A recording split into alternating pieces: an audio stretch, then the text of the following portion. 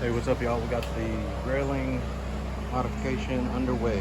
So we're running solo, so I'm going to show you a little bit of some tricks on getting this stuff done solo.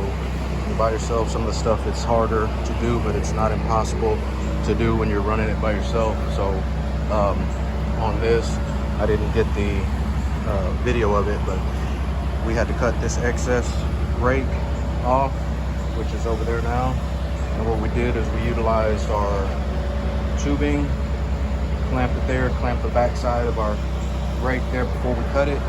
Used a strap, ratchet strap, to help suspend it once we got it cut free. So I formed the cuts there, got it cut there, suspended in the air.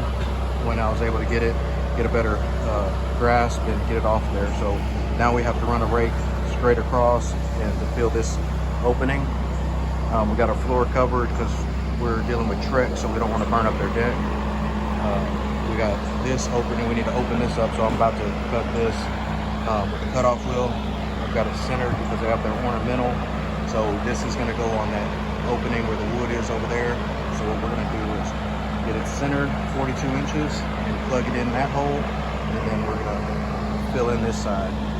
We got that deck down there to go, so we'll have some more things that I'll show you. So again, we want to keep it as uniform and as natural as we can with the decor, since it has some of this ornamental railing. We don't want to have to rebuild it, and we don't want to cut it and chop it and just be off centered. So that's going to be a centerpiece.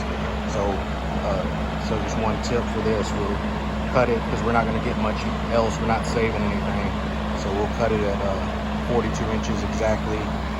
So we'll cut a little off each side, have that dead center, and then transfer it over to that side. KBG Welding, serving God, burn away.